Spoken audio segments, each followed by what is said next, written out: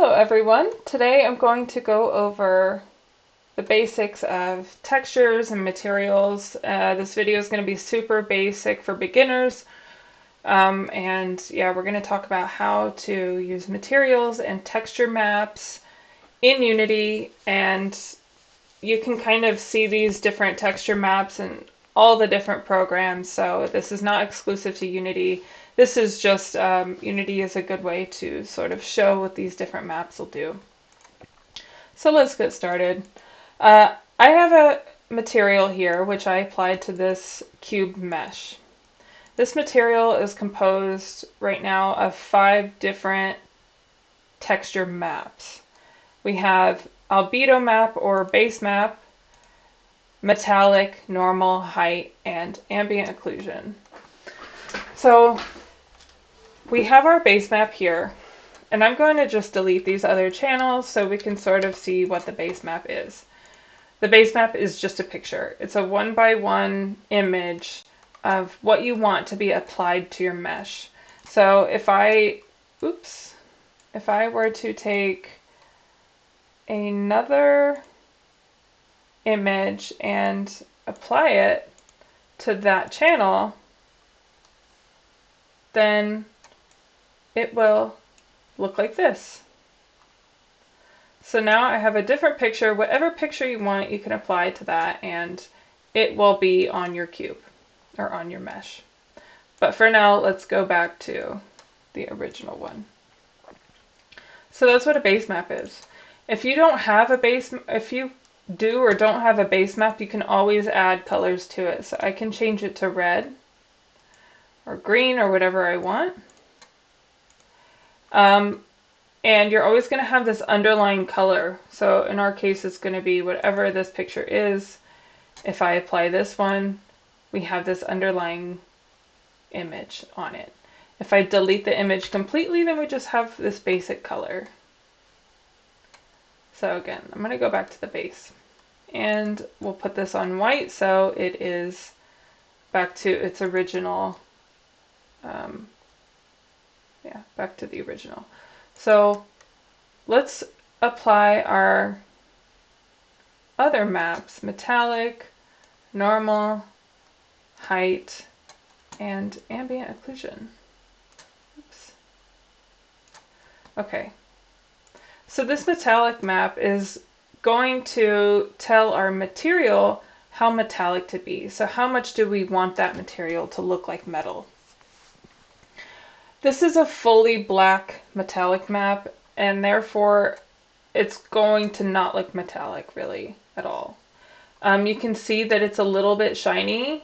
We can make it more or less shiny by changing the smoothness here.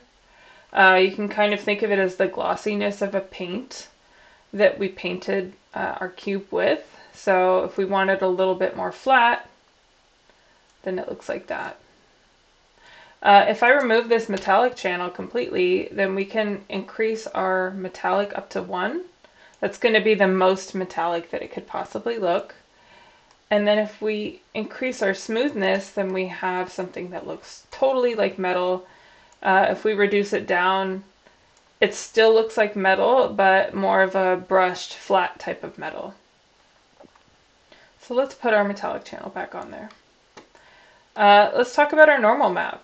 Our normal map is going to tell our material how to bounce the light around.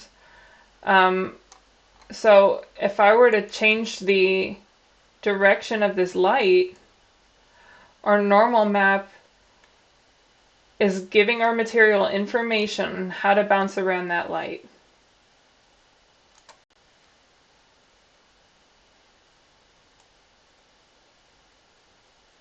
So you can see the shadows behave like it would kind of in real life. If I remove this normal map, we don't have that information anymore. So it's not intelligent at all. It kind of looks bad.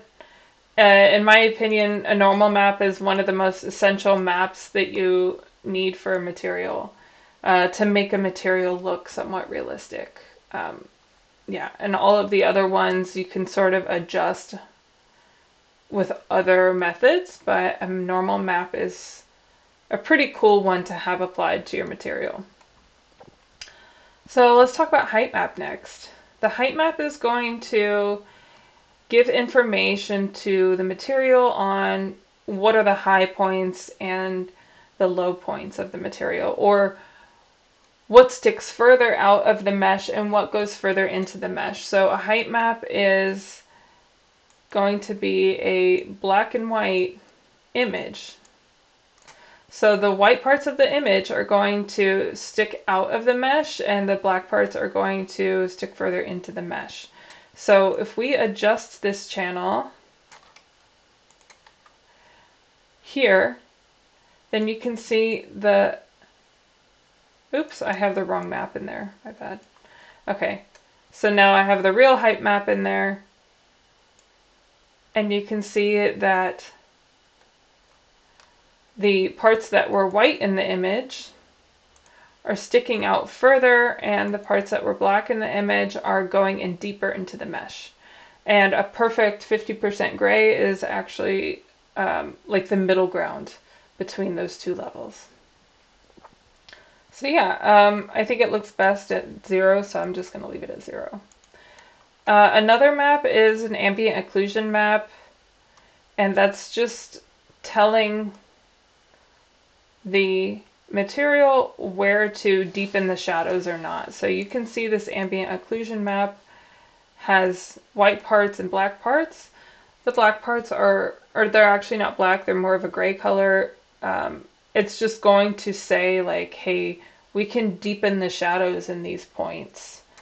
And obviously in the white spots, there's not going to be additional shadows added to the material or added to the mesh. So yeah, so I'm not going to talk about detail mask because it's not really something I use very often, but I will talk about emission. Emission is going to add light emission to the mesh, to the material.